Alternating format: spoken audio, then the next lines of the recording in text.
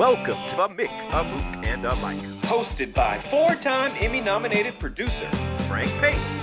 And retired New York City firefighter, 9/11 first responder, and Vietnam vet, Billy O'Connor. Today's guest, Hall of Fame pitcher and three-time Cy Young Award winner, Jim Palmer. My brother. My brother Frankie, how are you, pal? How you doing? What the hell happened to you? My wife got on the line, so I hit her right hand with my left eye as hard as I could. Yeah. Put it back into place. Yeah. What'd you do? Walk into the mast or something? Walked into the boom of the boat. Oh. Dumb as dirt. And our key makeup person couldn't handle it, couldn't get rid of it because we don't have one. Is that the makeup person that makes me look young and vibrant? Yeah. There was a few edibles involved, though, I gotta say. I knew it. I was taking two of them, and I was just doing little modifications on the boat. And I walked into the boom, Please. Anyway, our guest today is Hall of Fame pitcher Jim Palmer. Wow.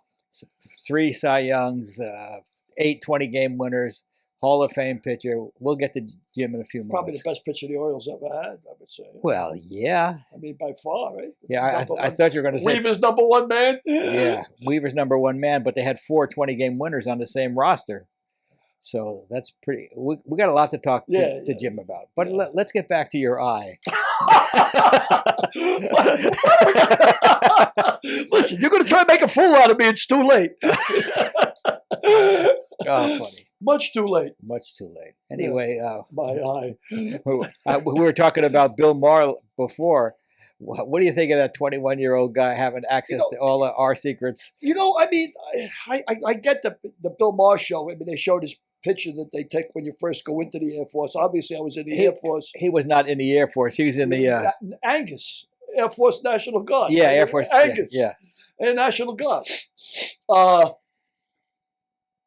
But I can't believe, I mean, I remember legitimately 18, 19-year-old kids. And I get, like, when they were in the Air Force, they would work in the busiest flight lines in Vietnam. I mean, busier than O'Hare Airport. I mean, these kids were air traffic controllers, 19 years old. They were landing more planes than they were landing at O'Hare International Airport. So the age factor doesn't get, but I don't get how an airman first class has access to that kind of information. Well, I don't get that. I mean, he's got to be a computer whiz. Yeah, but Joint Chiefs of Staff or sending him emails. I mean, he's an airman first class. Well, I was making $79 a month as an airman first class, and you were overpaid. Thank God I was gambling. I was making so much money playing poker that I didn't care if they gave me a check. $79 a month wasn't helping me any. I used to spend 3 or 4 days in the NCO club after we got paid. I wouldn't leave until everybody was cleaned out. Could you clean them out? Oh yeah. I mean, when they used to come to the game, I mean, you're in a situation where they call an isolated situation. There was nothing isolated about Vietnam, but they called it isolated. So all these guys that come in for a ton of money, or after being in the jungle for 6 months or something, they sit down and play poker. Some of them have the rank of what beats what. There's a full house. Sit over here, someone will teach you how to play. Yeah, I was making a ton of money playing cards. I mean, I wouldn't even leave the NCO club for 3 days. I'd just play cards for 3 days until I was making 3 or 4. Well, I'd say about $3-4 grand a month, easy. And how long would it take you to go through that at the whorehouses? And the bars. And the bars, yeah. I was living downtown. I had a good thing going. I mean, this kid, I just don't understand how he had the access that he had. I mean, I get it. They give you a man's job at 19, 20. They train you and you do what you got to do. But top secret information. And then sharing it with 16-year-old kids. Well, I think he was maybe trying to curry the favor of those 16-year-old boys on top of it. Yeah, I know. You think? I don't know. I boys, girls. I chose my words very carefully, but curry the favor of 16-year-old boys would be as politically correct as I can be. There was some incident about twerking, too. I don't know what the twerking thing was all about, but that was, Bill Barr was talking about that. I don't know what that goes on. Yeah. Well, apparently he was into other stuff as well, this kid. But It's hey, man, look. It's unbelievable. All I did was get hit in the eye. I mean, this guy's 21 years old. He's selling out secrets. Go after his ass. And I see you wore your Joe West shirt today. Yes. And really nice, too. I really like it. Yeah. It So has a slimming effect. no comment. No comment. Took me all the way down to an A cup, Frank. An A cup. Look how nice and flat I have up there. Why don't we? We're gonna bring on. Yeah. Well, first let me introduce him. I don't know where we start. He won 3 Cy Young awards, 1 World Series in 3 separate decades, the winningest pitcher of the 70s, voted into the Hall of Fame in 1990. Today he's one of the voices of the Baltimore Orioles. Our guest, Jim Palmer. Winningest pitcher of the 70s. And at which time Derek will fly that off camera and bring on Jim. Jim Palmer. Jim Palmer himself. Real pleasure to know you. That's my Billy O'Connor, and that's Derek Harris. Let's first address the elephant in the room. What happened to your eye? You don't want to get my wife angry. No, I just had a little melanoma that I diagnosed a couple of months ago, but I finally found a doctor that could cut it out, and it's right below the lid, luckily, even though the guy could have repaired the whole lid and done everything. So the reason it looks so bad is you have to kind of anchor it up here.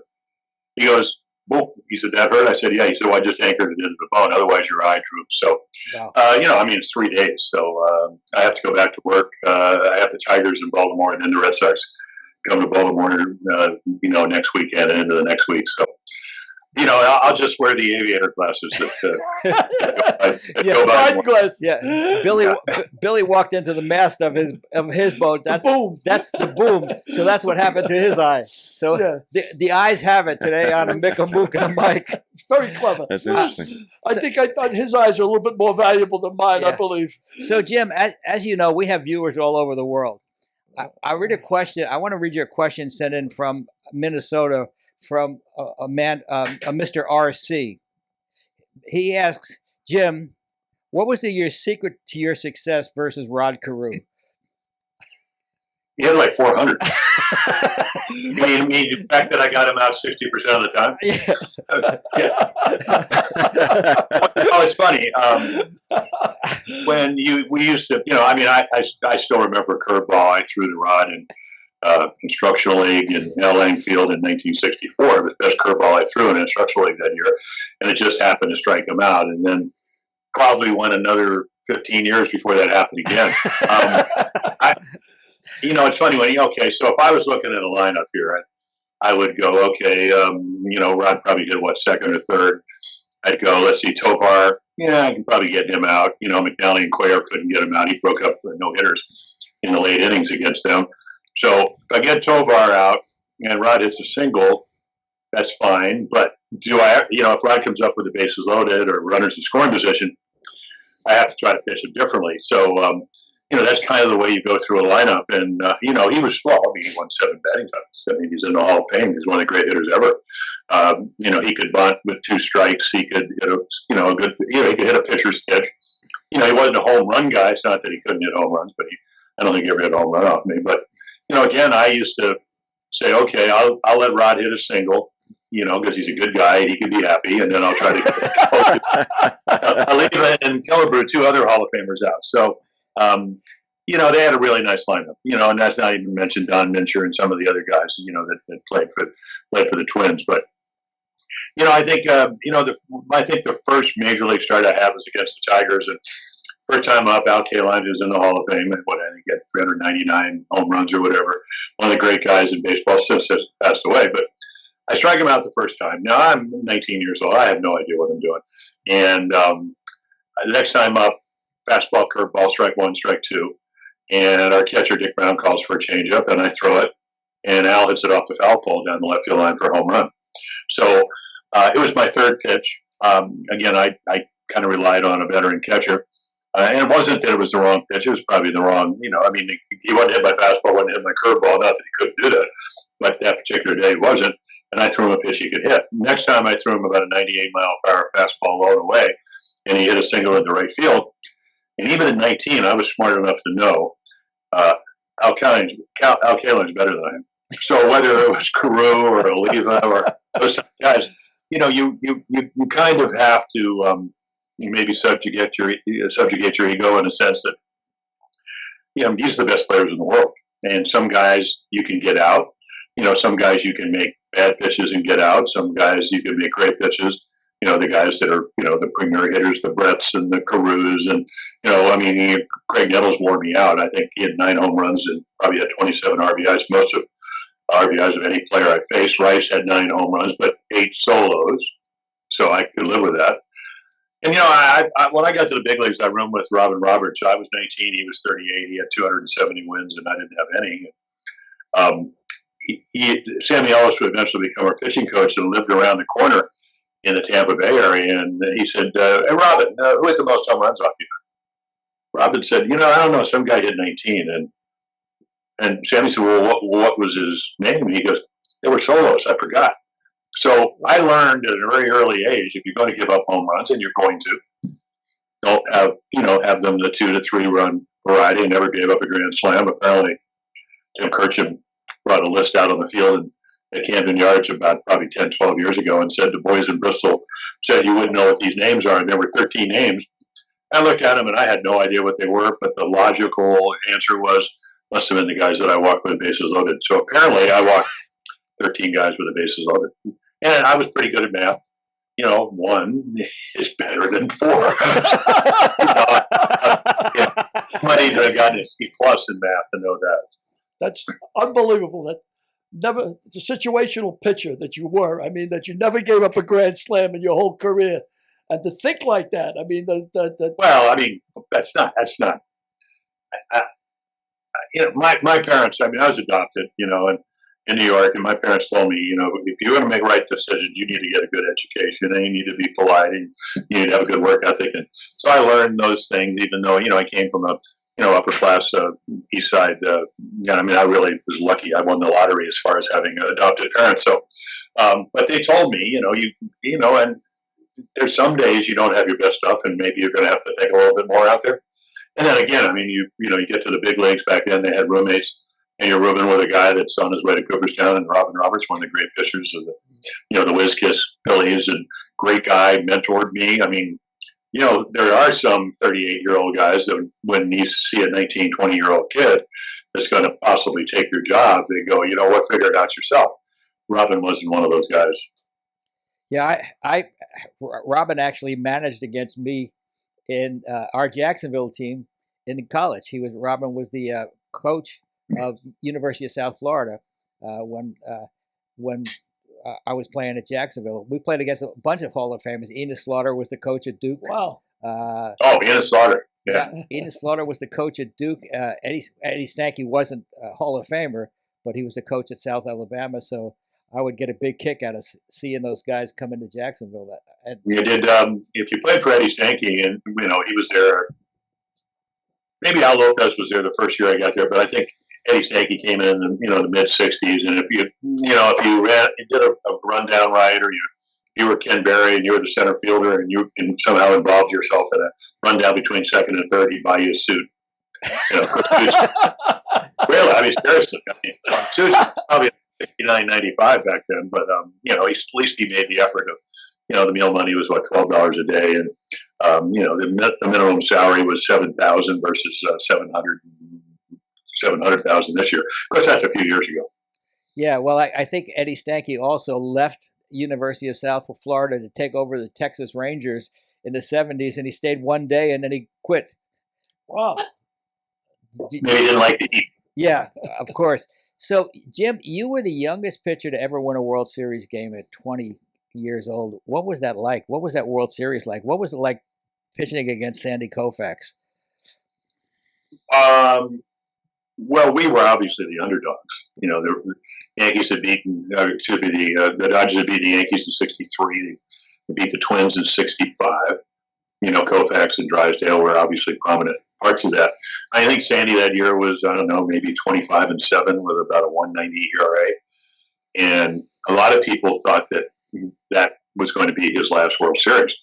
As it turns out, it's his last game because we won 4 in a row. But that, we got in on, the first game was on a Tuesday. We got in there on a Sunday night, and we were staying at the Continental Hotel, and owned by Gene Autry, who owned the Angels. And Gene, the singing cowboy, is standing at the door, welcoming the American League. And, the paper, I think it wouldn't be the LA Times, but it would have been the whatever the Herald Examiner. well, yeah, Herald Examiner, junior league loop leaders in town to play the Dodgers. Now I'm 20 years old. I figured that was an insult, the junior league. I didn't know the American League was actually named the junior league. So anyway, we went out to Dodger Stadium on that Tuesday morning and worked out on that Monday, and I took pictures with Sandy. And I mean, I just didn't want to embarrass myself. I mean, to be honest, I was 15-10. I had like a 3.40 ERA. It was about twice as much as what Sandy's. I mean, I was it was the first year I ever really started exclusively in the major league. So I wanted to do kind of what I ever did. I was a really all-state basketball and football player. You compete. So, but the first inning of game one, Dave McNally, he won 13 games for us. I won 15, but he had more experience. And, he held runners, and the Dodgers were known. I mean, Morgan Wills a couple of years earlier had stolen 104 bases or whatever.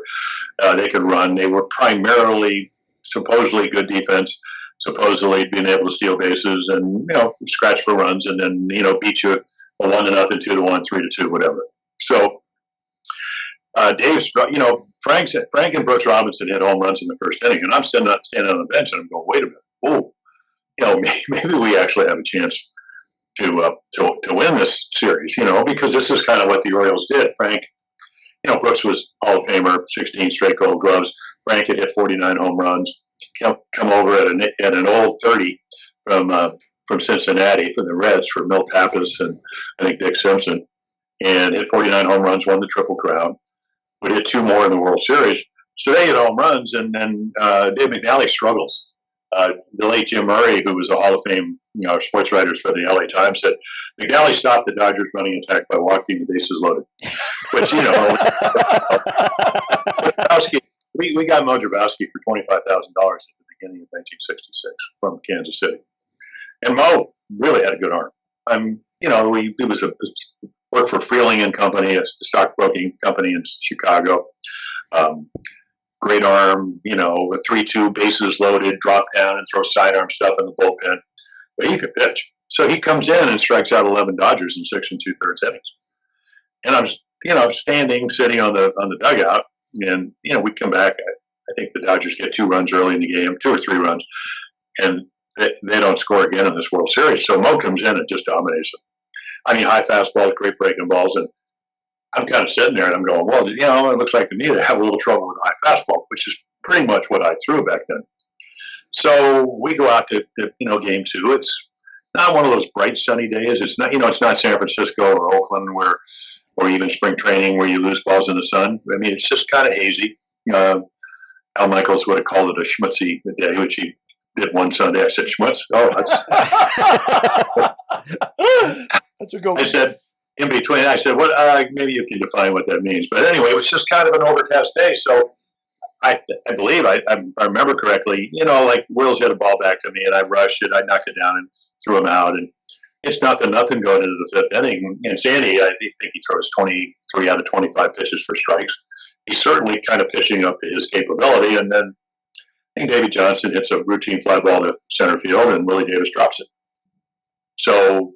And I can't remember, I don't know if he gets the second or he gets the first, but we have a runner on, and then Boog or somebody gets the fly, out there, he drops that. And again,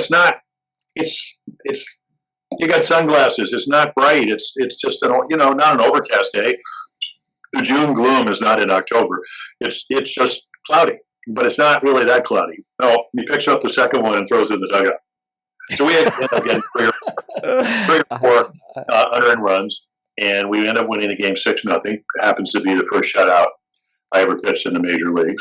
Happens to be at age 20. Happens to be game 2 of the World Series. Happens to be against Sandy Koufax. I mean, all these things just kind of happen.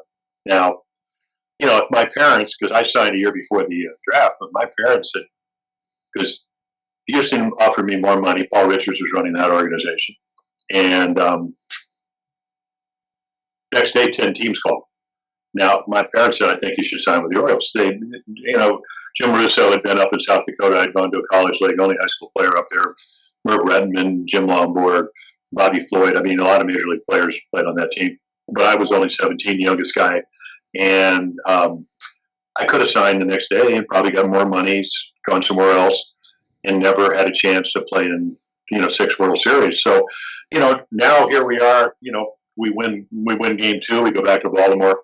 Wally Bunker had been rookie pitcher of the year in '64, won 19-5 out of A-ball, and then hurt his shoulder, got married, didn't work out as much as, or back then, we didn't, you had to do whatever you were going to do on your own. So he hurts his arm, but he beats the Dodgers, and Claude Osteen 1-0. Paul Blair, who had 8 Gold Gloves over the course of his career, hits a home run. We win 1-0, and then McNally comes back, and he doesn't walk. He doesn't stop the Dodgers running attack by walking the bases loaded.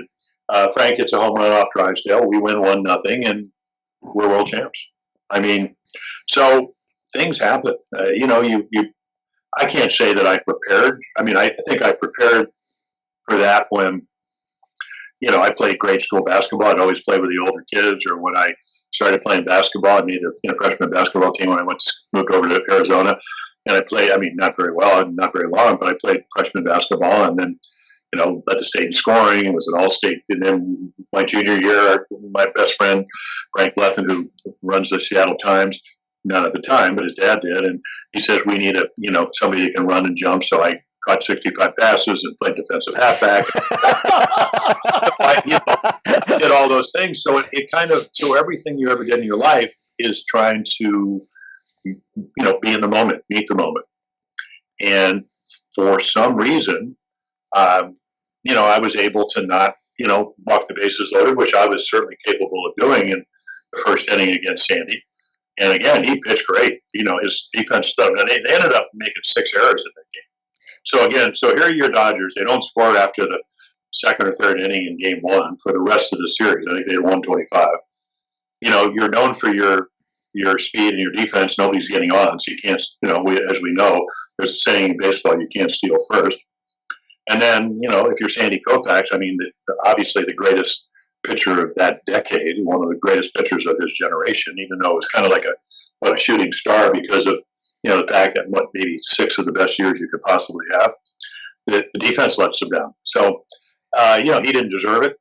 But again, it's Sandy, Sandy been enough to know that a lot of times you pitch really well and it doesn't turn out the way you want it to be. Jim, how was it that Sandy started the second game instead of the first? I don't know. I heard, something about the Jewish holiday or something like that. And, so he missed that Saturday, had to pitch on that Sunday, so he wasn't eligible to pitch, till the second game. Obviously, I think if you're Walter Alston, as good as Drysdale was, he ends up in the Baseball Hall of Fame, might have to put Sandy out there in game 1. So, stuff happens. Yeah. And that he may not have given up that lead, and you might have been down 1-0 instead of being up 1. If I had gone into game 2, whether it was Drysdale or Koufax, and we had, if we had to hit the back-to-back home runs and Roger Baskey didn't come in. But it's funny. Okay, so I was in 6 World Series, and that one was surreal because we walked out of Memorial Stadium, which was where the Royals played and the Colts played. After we won 1-0 in game 4, and you go, we're world champions. I made $7,500 that year. I got a $500 raise for pitching in 40 games a year before. My World Series share was $11,683.04. So it was about $4,000 more than I made all year long. I could buy a couch. I could buy a television. I could buy some carpeting. I even bought a lantern. Almost electrocuted myself trying to put the light fixture in my dining room. I had a $26,100 house. I couldn't afford the $28,250 because back then you didn't, you didn't know. And as it turned out, I ended up, hurting my shoulder. And actually, if I had to pitch again in that World Series, I don't think I could have because I had tendonitis. And nobody on the East Coast until I saw Robert Curlin, he cured it in a day. But in the interim, because it took about 1.5 years to get to him, almost 2 years. So I don't know if I could have pitched again. But sometimes it's just fate. And again, it was what an honor to pitch against Sandy Koufax. Again, as a kid, I used to. If you want something, if you're a baseball fan, breathtaking, listen to Vince Scully on radio doing Sandy's Perfect Game, or read the Jane Levy book, Koufax, where it's actually, it's like 9 chapters and then another 9 chapters in between again about that perfect game. He was one of the best, and it was great to. And this is kind of, and it wasn't like I was taking his place because I had no idea what I was doing. I mean, he was Sandy Koufax, and the story. Basketball player at the University of Cincinnati. They wouldn't let him throw in front of people because he was so wild. I walked 130 and 129 innings in April. So I kind of know what it's like to maybe have a great arm and not being able to harness it. So I had, and again, growing up, I mean, fifth, sixth, seventh, and eighth grade, I spent in California right when Sandy was coming back. This was like 55 through 60, where I went off to Arizona. And it was hard not to be a Dodger fan. I want to go back and mention one thing. You were talking about Frank Robinson and what a great player he was. Rod always told me that he thought Frank was the greatest player, greatest hitter that he ever saw, because Frank would give himself up to move a runner over, where he didn't see a lot of players currently who would give up an at-bat to move a runner from second to third. He would hit the ball to the right side of the field to move a runner over. Can you comment on that? I'm sure Hank Aaron did that. I mean, you talk, Dusty Baker still managing, won the World Championship, first time he's been able to do that. And we used to travel north with the Braves. We'd go to Birmingham, or we'd be somewhere in South Carolina or New Orleans. And then we'd start our respective seasons, the Braves, of course, in the National League. So I pitched against Dusty. So I've known him, 40, 50 years. And I used to always say, I said, where did you learn how to play the game? He goes, Hank Aaron. All you had to do was watch him. People, we go, okay, he hit 700 and he ended up 55 home runs. But people forget he had like 3,800 hits, 37 something. He could steal bases. He was a good defensive player. So if you're a young player, as when Frank came to us, you looked at how Frank played the game. If you were a middle infielder, you did not want to linger around the bag on a double play. He wasn't going to do a roll block. He was coming into second. Everybody knew it. You better get the ball and you better get out of there. I mean, Davey Johnson once said there's 5 or 6 different ways to turn a double play. Well, you better figure out which one is not going to get in the way of Frank, because that's the way he played the game. Not afraid to be constructively critical of his teammates. Some people will say, well, he's making $150,000. It's easy for him to do that. Well, Frank, he comes from Northern California, had to work his way up. He was an old 30, one of the great players in the National League, and we were lucky to get him. I mean, I still remember we had a guy, bonus kid that signed with Atlanta, and we drafted him, in the AAA draft or whatever, Steve Cosgrove, and he had this, curveball just right off the table and the riding fastball. And Frank, we ended up trading for Frank in the beginning of '66 and the winter of '66, or right before spring training. And Steve's in an inter-squad game, and Frank hadn't even taken batting practice. And he throws him one of those curveballs, and he just kind of hits it with one hand down the left field line, hits it off the chalk for a double. And I turned to Dick Hall, who was, great relief pitcher for us, Swarthmore guy, and I said, I think we just won the pennant. Because, I got there in '65. The Orioles were good. We won 94 games that year. It's just that the Twins won 102. With Frank, coming over, and I went from 5 wins to 15. But we had some injuries. I mean, I was going to AAA the year that Frank came to Baltimore, and everybody got hurt. I pitched 5 innings. Frank against the Yankees. Frank took Al Downing over the scoreboard into the wind in Miami for a 2-run home run. We won 2-0. I pitched the first 5 innings. Then I pitched against Jim Maloney, who threw about 100. Pitched a no-hitter or 2, and pitched 6 innings. And then my first start in Fenway. So I had two starts in spring training. It was 177 pitches, hit a home run. We won 8-1. I struck out 11, I think, walked 7. And one of the writers said to Harry Cappuccino, our pitching coach, what about the 177 pitches? He said, yeah, I want to get that pitch count down into the 140s. So in fact, I was up at Fenway to open the season. Dave O'Brien said, didn't you open here? I said, well, my first game ever, I was 19. I was sitting in the bullpen with Harvey Haddix and Stu Miller and Sherm Lawler, who had been the great catcher with the White Sox. Charlie Lau was a backup catcher, went on to be one of the great hitting instructors. Eddie Fisher, the knuckleball. and Robin Roberts starts. We get 4 runs in the first off of Bill Monbouquet. They get 3 runs off Robin in the bottom of the first.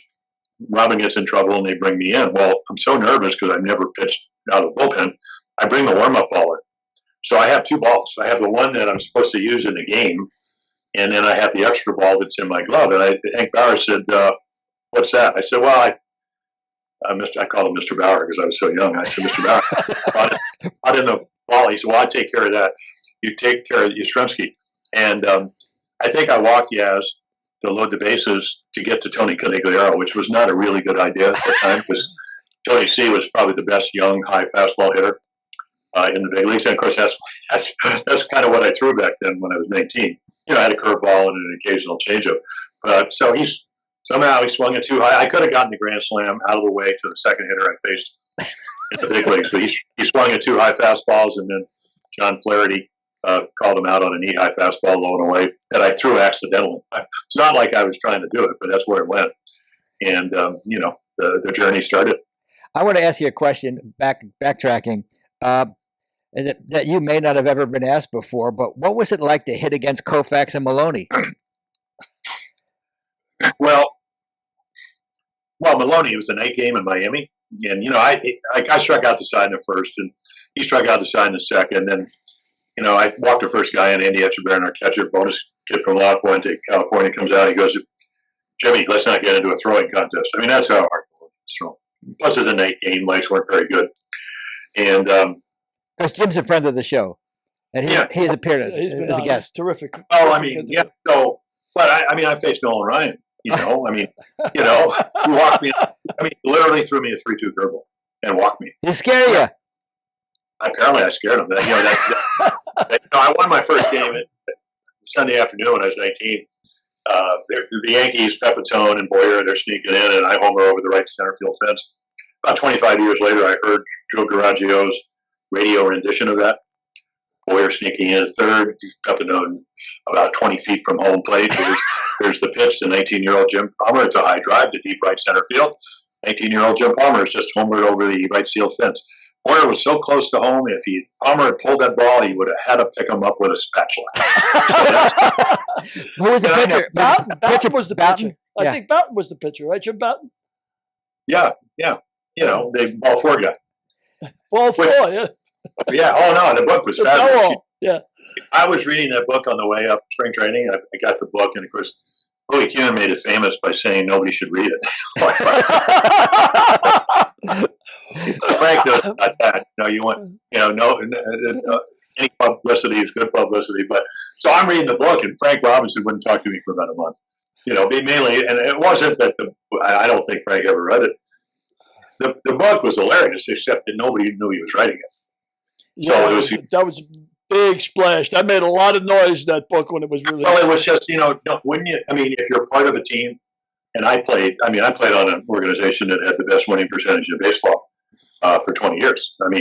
6 World Series and a lot of playoffs and all that. So there's continuity, there's respect. So you're going to write a book. Maybe you might tell them you're going to be in chapter 4. Throwing up braziers underneath the plane wing or whatever he had. But anyway, frankly, but hitting off those guys, I was one of the better hitters in Arizona until I got astigmatism. Billy Martin wanted to make me, and he was a pretty good baseball man. He wanted to give me like $80,000 and play center field, and I suppose I probably could have done a little Ohtani. You would have been the first Ohtani. Well, since Babe Ruth. Well, anyway, I got astigmatism, and I couldn't wear. Back then, you didn't have soft lenses. Hard lenses looked like you had a pebble in your eye. So I couldn't wear glasses to hit and then take them off and actually adjust quickly enough. So I went up to this college league, and I kind of went up as an outfielder pitcher. They had enough outfielders, so I pitched well and ended up signing. But I think I could have maybe I would have known who's out there. It would have even been more scary if I had my glasses on. But it was hard.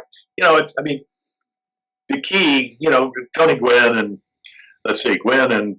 not Boggs, but Gwynn and Sam Musial said they used to pick up the speed of the ball out of the hands. They really couldn't see the spin. And then I talked to Wade Boggs up at the Hall of Fame one year, and He goes, I said, tell me you couldn't see the spin. No, he said, I could see the spin. But Wow. maybe that's he's in the Hall of Fame with over 3,000 hits. And then Ted comes walking down the hallway with a walker, and I said, Ted, okay, Mr. 400, I said, you couldn't see the spin on the ball. Wow, Johnny, because he had a loud voice. He goes, when they threw that big loop and curveball, I could see it and all that kind of stuff, So I don't really know, but I think nowadays everybody's trying to, tunnel their pitches. We were all, the game really hasn't changed. I think the terminology, now all of a sudden, I mean, like, do you think?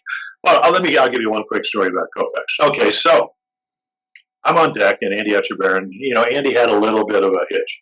So if you hitch and you can hit, it's a trigger. You got the bat start. If you hitch and you can't quite get to the ball, you have a hitch. So you're going to have a problem. And Etch was, good receiver, not a great hitter. You get obviously, he played on a team that won the World Championship. So I'm kneeling on deck at Dodger Stadium, and Sandy's throwing this fastball that just, and that's high fastball. That does this. Strike one. High fastball. Strike two. High fastball. Strike three. So he threw him 3 high fastballs. Edge thought about swinging at all of them and didn't swing at any of them. So I'm walking up and I said, radio balls. He said, what? And I said, you could hear him, but you couldn't quite see him. So now, again, as a kid, I grew up listening or watching Sandy Koufax pitch. I saw the World Series games, between, maybe on my transistor radio way back when the Dodgers played the Yankees in the 50s. But, I watched, Koufax dominate the Yankees and strike out whatever he did, 14, 15, whatever it was, or Gibson. So you paid attention, right? So now I walk up to home plate, and I use Frank's R161 because I figured the guy that hit 49 home runs had to have good wood. And Sandy throws me this fastball, and the ball literally, imagine a ball coming in on the second floor, and now all of a sudden it just takes off to the 4th or 5th floor. That's the kind of backspin you have. That's what we call spin rate now. Mm-hmm. Like, the hitters that faced Sandy didn't know that he had good spin rate. So now I said, I better get the bat going. So out of the exact same tunnel release point, he throws what turns out to be a curveball, but except it doesn't go up and then come down. It starts out exactly like a fastball, and then Roseboro catches it on the ground.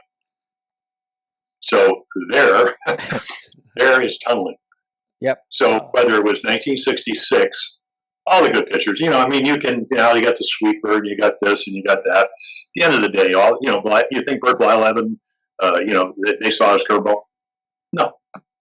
No, I saw his fastball when I doubled over the bag in the playoffs in 70, but I always tell him. But who remembers? No, Koufax was something. His curveball looked exactly like his fastball. One took off, the other one, went to the lower level, and you wonder why he was as good as he was. Well, you had a lower ERA, actually, a lifetime than Gibson, which, when I was reading, that's something in itself. Do you think Koufax was the greatest pitcher you ever saw? Would you say Koufax? Well, collectively, Fergie wasn't bad. Seven times. Or, Nolan won all those games, but he also lost a lot of games, all the strikeouts. There were so many great pitchers that came along, and, how about Juan Marichal? Yeah. Yep. One of the true gentlemen of the game, won 27 games one year, with that high leg kick. They probably tell him, you're going to have to lower that leg kick. People are going to steal. And Juan, as nice as he is, would say, I understand what you're saying, but nobody's going to get on. Well, let's talk about that high leg kick, because you mentioned Jim Bouton had a high leg kick. Marichal had a high leg kick. Well, Jim Lombard had one, won a Cy Young. Yeah, so did you. Yeah. So but we were designed. We were taught to break our hands over our knees. So your leg comes up. I was right-handed, so I'm balancing on my right leg. When I walked 130 and 120 innings, I went to instructional leg and I worked on my balance. I'd go down if I wasn't throwing that day or pitching. I'd be down, like back then we used to pitch every 4th day or whatever. So if I wasn't, say I pitched on Sunday, Tuesday, I'd be doing my throw, but on Monday and Wednesday, I'd be working on just pausing and being able to collect myself. So we were taught, you break your hands over your knees, and it allows your arm to get up into a position where you can throw the ball and you can stay behind it. You know, it's funny. I was talking to Grom, Jacob, down on the field in Dallas, and you know, Caleb Joseph caught for us, and he was with the Mets a couple of years ago, and he was telling me what a great guy is, and you know how he commands the ball at 99, 101, or whatever. So I was talking to him, and you know, he was talking about how he struggled. You know, didn't hit the ball that hard. He was first gave up 5 runs, and so did Aaron Nola in the first, you know, Phillies against the Rangers. But he said he worked on keeping the front shoulder a little bit closed, because I said, yeah, it's your steering wheel. That's what we were taught. So, you know, basically, the game really hasn't changed. Maybe some of the terminology has changed, or the way they, you know, try to teach it. But you know, I don't know if it's easier or not. I mean, what if you don't process things very well, and they give you all this information?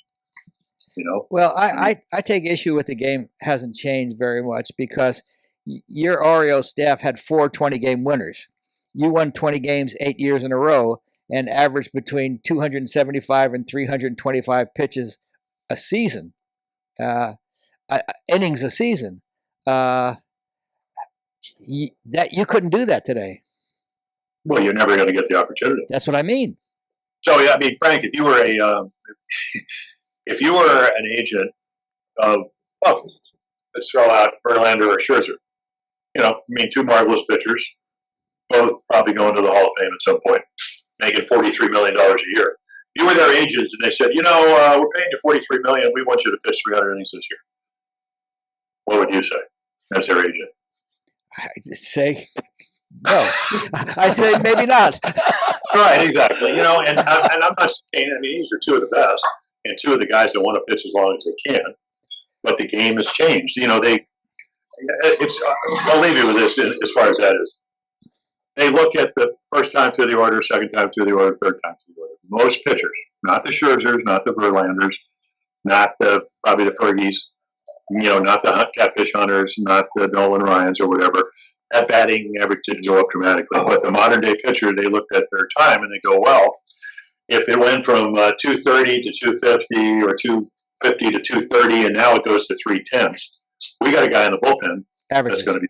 Now, he may be better in April, May, June, July, but after we've used him over, you know, 66 to 70 times, is he going to be that good in September or in the playoffs? You know, that, you know, we've seen a lot of teams exhausted, but that's the mindset. My question is, why can't a guy, because I know you can do it, and all the guys that I pitched in that era, why can't a guy get a guy out 3 times? Why does it happen? Of course. Or 4 times. Yeah, well, no, that would be obviously, but, you know, we're winning the lottery there, but why can't you do it? I mean, are you not in shape? I mean, you know, you pitch every 5th day, you got a masseuse, you got a sports psychologist, you got this, you got that, you got 4 trainers, you got lasers, you got this, and a guy can't throw more than 95 pitches or 100 pitches. I know you can do it. You know, like go back to that Boston game, 177 pitches. If, you know, if somebody told me in A-ball when I played for Cal Ripken Sr., and I played on a staff that had Davey Leonard at 16-4, and Eddie Watt at 14-1, and Tom Fisher at 15-6, and Mike Davidson at 11-4, and me at 11-3, they had told us, you only get to throw 80 pitches. I would have said, well, what do I do after the 4th inning? I mean, I go home and sit in my basement. I mean, that's how we learned how to pitch. So, and that's without having the rotator cuff exercises and all the other things, because we used to cross train. You'd run, you'd play racquetball, you do this, you do that. So I think that you could probably get more out of pitchers. But when I got in the Hall of Fame, I said very simply, I said, the only reason I tried to be as good as I ended up being was because of the guys sitting behind me, because they set impeccably high standards. And I wanted to be like them. And if you pay more for less, I'm not happy with what's going to happen. Yeah, yeah. Well, speaking of the Hall of Fame, when you went in 1990, one of the traditions is the Hall of Fame dinner. Who'd you sit with at that table in the first time you were in the Hall of Fame? You know, I don't even remember. They have a pitcher's table, though, don't they? No, well, maybe. Those are usually the wine drinkers. That used to be Carlton and Seaver. and Seaver and Sutton and The you know, wine I mean, drinkers. the other wine. Well, you know, and yeah, I think. Well, you Pick know, me I out, mean, huh? probably the best story is because you know a lot of times I mean, one year I'm sitting with Gaylord, or actually Ryan Sandberg, Gaylord, Harvick Killebrew, Fergie, and you know, and somebody said, "Well, you know, who are the Hall of Fame distillers?" I said, "Gaylord, I'm not going there," and he said, "Well, so and so has a big head." And I said, "Well, Gaylord, so do you. So just go look in the mirror." but the best the best dinner. I came in one time, and you know, thank you. Have you been to Cooperstown? Yep. Maybe So you know where three or four I- times. Yeah, I figured that. So you know where the dinner is. It's right off the veranda at the Otisauga Hotel. So you go in, and I walk in, and there's Tommy Lasorda sitting at the, you know, he's standing really at the first table. And he said, "Hey, why don't you sit with us?" I go, "Well, I won't have to talk because Tommy's going to be at my table." So Tommy's to my right, Yogi's to my left, Whitey's to his left. Across from me is Duke Snyder, and to Tommy's right, kind of diagonally at what would be about 2:00, is Willie Mays. I mean, just because I played doesn't mean I'm not a baseball fan. So Yeah. I go, "This is going to be great." So they start serving the salad, and Tommy looks over at Yogi, who's to my left, and he says, "Yo, you know, you just had Tommy the sort of day at Dodger Stadium. They gave me a Dodger blue tombstone with my face through the tear because I love the Dodgers. What do you want on your tombstone?" And without hesitation, Yogi looks across the table and goes, "Tom, it's easy. It's over." It's not over till it's over. It's huh? never over till it's over. It's over. Yeah, but what do you want on your tombstone? It's It's over. It's over.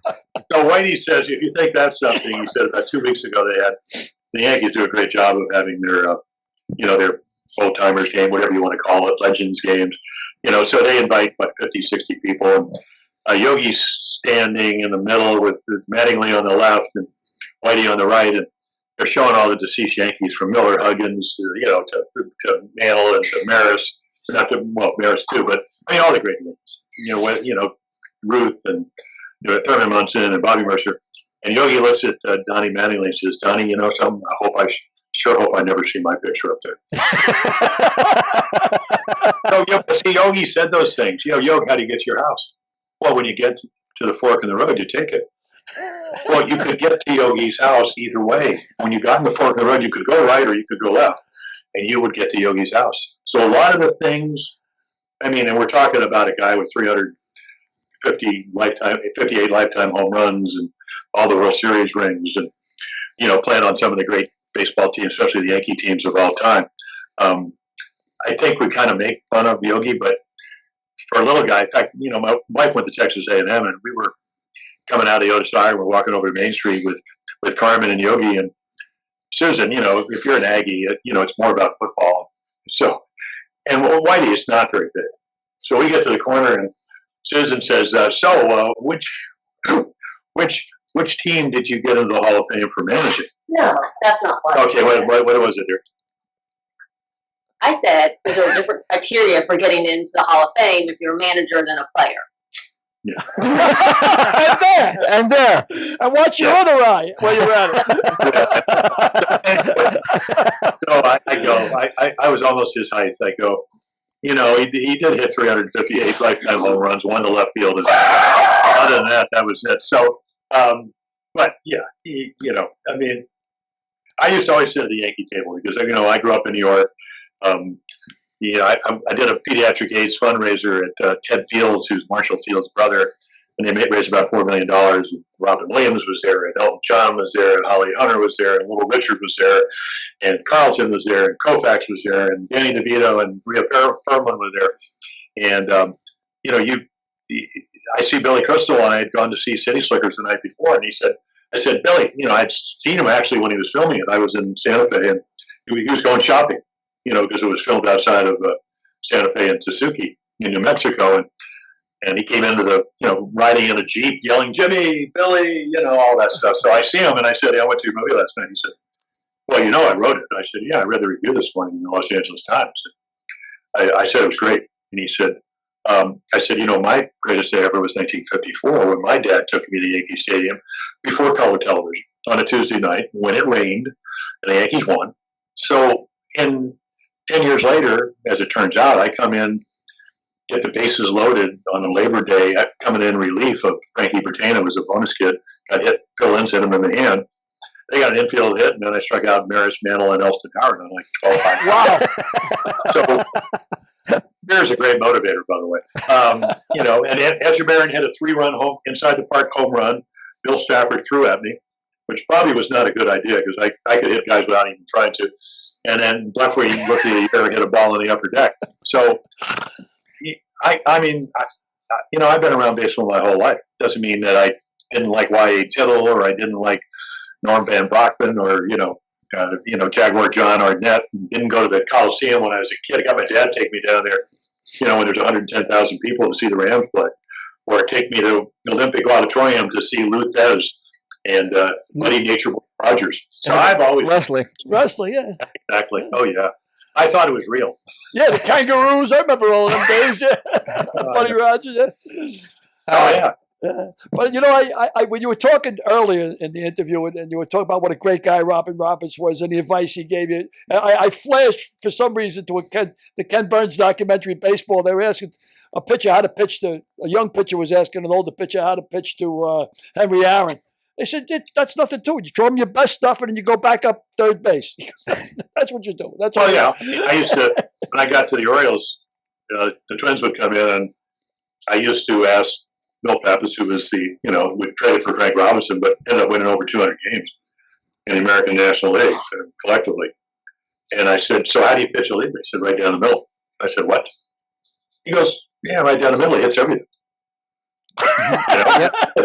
Don't matter how you pitch him. I mean, it's funny. I mean, Tony probably, Rod, we started this whole interview with it, to make Rod happy. No, he actually asked me that question. He asked me to ask you that question. Yeah, but you know what's funny? I didn't like to give up runs. You talked about the low ERA.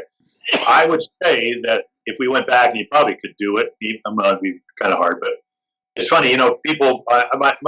You just saw my wife Susan. She's going to Orange Theory to work out.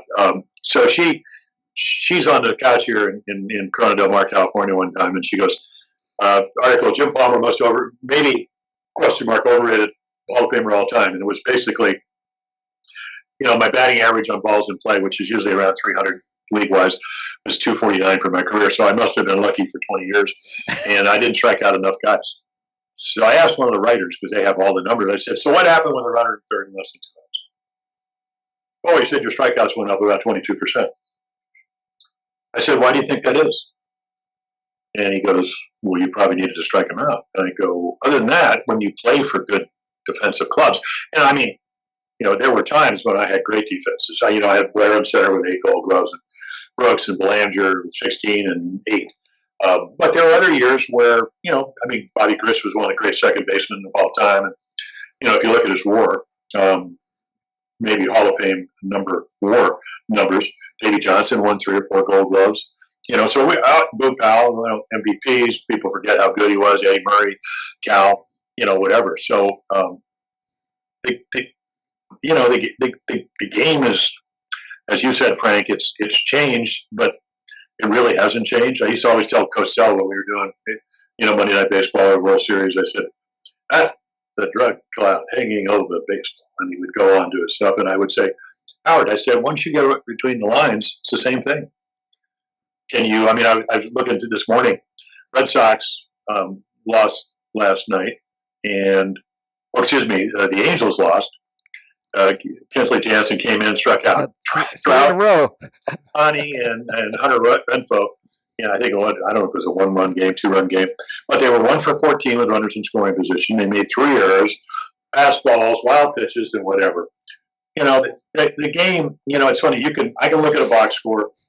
And you can get 12 hits, and if you go, 1 for 10 with runners in scoring position, you probably lost the game. Yeah, because the other team didn't do it. So you need to get on. You need to pitch well. And the game has changed, and they have different names and all that. But at the end of the day, why did Tampa Bay start out? Well, they didn't have a tough schedule, but they're also scoring about 3 or 4 more runs per game than they're giving up. Mm-hmm. And run differential is one of the key to baseball. Yep. Yeah, that's why the Dodgers do so well went during the regular season. Yep. Playoffs a little. What was the best thing about playing for Earl Weaver, and what was the worst thing about playing for Earl Weaver? Best thing was we won. Yeah. You know, he never shook my hand. What am I going to do when you lose? I said, well, how about get him next time?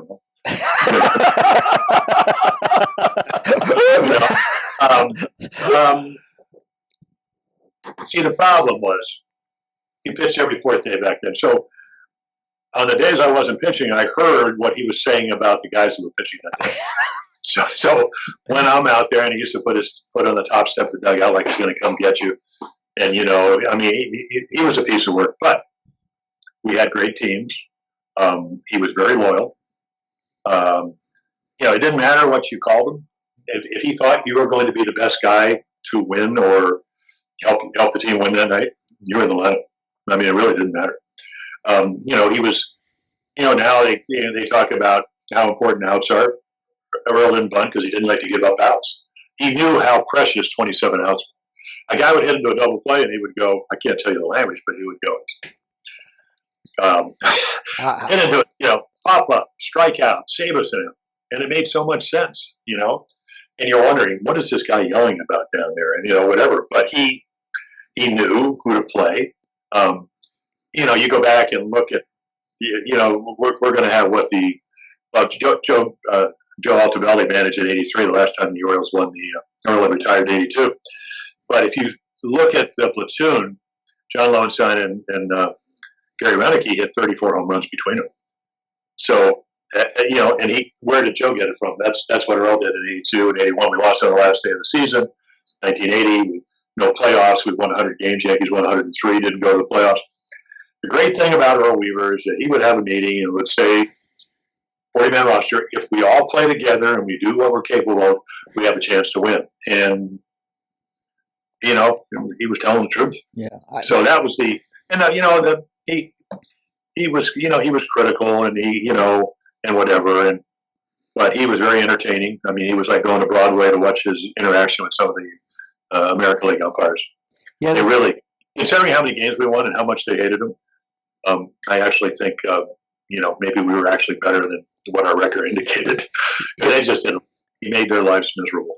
There's a famous radio interview I've heard of Earl's philosophy on 3-run homers. Perhaps you've heard it. Well, I've heard a lot of his. Firsthand. Well, you know, we used to go play golf after the season. We had a United pilot, Tom Bailey, that, you know, he flew out of Cleveland, but he flew our charters. He lived down in Hilton Head, so he would get some condos, and we'd come down and play golf, and we'd rent the condos, and he'd play 4 or 5 days of golf. And you'd go to lunch with Earl, and, you know, very profane. But halfway through lunch, the people next door had asked get their lunch to go. But then, because that was the baseball vernacular, Earl used it everywhere he went. But, you know, we won. We were a competitive team. If you think, you know, I mean, Baltimore fans are no different than anybody else. They're very passionate. They want their teams to win. And, you know, I mean, he took over at the All-Star game in 1968. They fired Hank Bauer. And, you know, he moved Don Buford from second base to left field, became one of the best leadoff guys for 3 years, 69, 70, 71. You know, he moved Cal to shortstop because he figured he was, you know, I don't know if he knew how athletic Cal was, basketball, soccer, and all that, but he figured a guy 6'4", 6'5" could play shortstop, and he did. He did a lot of things. You know, and there were times when one time he wanted more offense, so he moved Eddie Murray to third base and left field. Eddie couldn't play third or left, but he was a Hall of Fame first baseman. Moved Doug DeCinces from third to second, couldn't turn double play. That lasted about 3 days. And, you know, he wouldn't wear his glasses because, you know, he was too vain. But I think he had his glasses on, or somebody told him, Earl, this is not working. You got everybody out of position.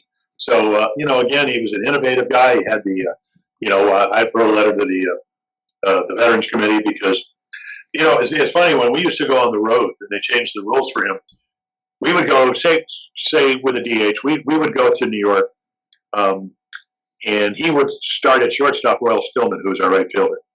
And Roy Stillman would pinch hit, because we used to have 10-man staffs instead of 13 or whatever they have now. So Royal would pinch hit, and then he would put in Belanger for defense. And they changed the rule where if you hit in the first inning, you have to assume a defensive position. Now, and that's because of Earl Weaver. Wow. So he led off the game with a pinch hit. It was ingenious. Get Yeah. the So little edge. things, he kept the stats. They weren't always current, but he knew that, Greg Nettles was, 2 for 23 off Tippy Martinez. Now, he didn't realize that the 2 were the last 2 times he came up and didn't remember what those terms, which I did, because I didn't need some card to tell me that. But, but he tried to do his best to prepare his team to win. And great players, great organization. And that's why he got to the Hall of Fame. Jim, you've appeared in you were the spokesman for Jockey for 20 years and appeared on camera for a lot of, you were basically the spokesperson for baseball for 20, 30 years. Do you still cash checks from George Lopez? Residuals? Yeah. I remember going over, I don't know if it was Universal Studios or whatever. Warner Brothers. And that was, we did that. And, I have a friend, Teddy Grossman, who's a pretty well-known stuntman. He's in his 90s now, and his brother has the old Louis B. Mayer house on the beach in Santa Monica. So Teddy said, hey, come on out. And I said, hey, I got to do this movie, Naked Gun, or whatever it's going to be with the Zucker brothers. $7,500 and a first-class ticket. I was off. I wasn't broadcasting because I think Monday Night Baseball hadn't started yet. So it was in May. Tim McCarver, who was in it, he was doing the Dodgers and the Mets. So I went out and played volleyball for a week and did the shoot and all that. So yeah, it was fun to do those things. It was a long day, but Dick, we went to lunch and Dick Vitale. I said, Dick, can you speak up? Because he's got a totally different personality. Terrific basketball analyst and all that. But I'm hugging Kurt Gowdy. His son ended up being our executive producer. He kind of changed the way we did baseball at ABC. We did the Monday night games. We'd go home on Tuesday. Wednesday, Timmy McCarver would call me, who just passed away. Tragically. What a great guy. What a great friend. He'd go, don't answer your phone. Kurt's going to call. Because Kurt, he wouldn't let us talk over pitches. It's funny, when you work with somebody like Al Michaels, as it turned out, and then Tim McCarver, who caught in 4 different decades, there's a wealth of baseball knowledges or stories or taglines. And Kurt goes, no, I know you guys can tag everything each other say. So, but I'm not allowing you to do that. So, we learned a lot about broadcasting. We learned about when you work with somebody like Al Michaels, you kind of let him set the storyline. I don't mean manipulate the storyline like Howard Cosell used to do. This is a game of lost opportunities.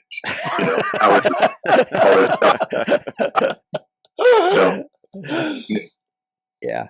I know you're with the Orioles now. You're one of the voices of the Baltimore Orioles. Why don't you tell us a little about how that team's doing? And in particular, tell me about my Jacksonville University teammate 48 years later, Austin Hayes and Mike Baumann, who got the win last night. Okay, well, they're 8-6.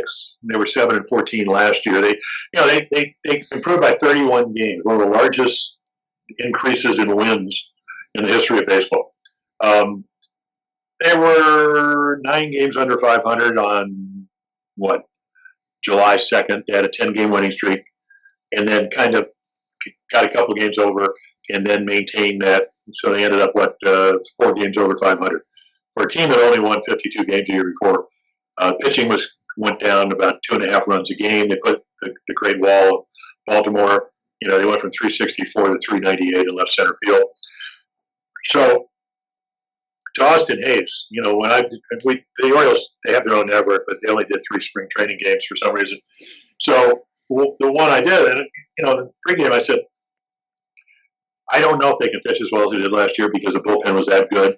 They got Cole Irvin from Oakland, and he had 3 bad starts. He's already been sent to AAA. He'll come back. He just looked at me. He was trying to overthrow a lot of pitches. You come to a new team, you try to we were always taught sometimes less is more. And I think he was trying to do too much, so he'll come back. And, he pitched 180 innings for the A's and 170-something the year before. So they'll need his ability to pitch deep into ball games. But when you talk about Michael Bauman's come a long way. He was a starting pitcher. They've turned him into the bullpen. He's learning like he did in Boston when you throw a 96-mile-per-hour fastball by a guy you don't come back with a hanging cutter to give up a run, which the Orioles had closed within one game. So great arm, 4 good pitches. Big guy. Looks like he should be playing for the Ravens because he's that big. But a great arm. I mean, typical bullpen arm in Major League Baseball now. And when I was doing the game in spring training, I said, a lot of the son of the owner, John Angelo, said that the Orioles think they overperformed and whatever. I use another term in there. I actually think offensively, Austin Hayes for the first time in his career did not go on the IL last year, the disabled list, and I think he played with injuries.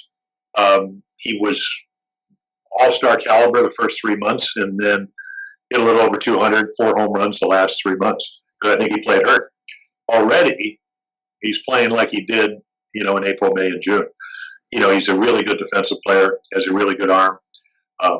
Last year he had the wrist problem, so he couldn't really separate. The hands have to go back, and you got to get in a position to hit everything. I mean, it's almost like he was diving forward.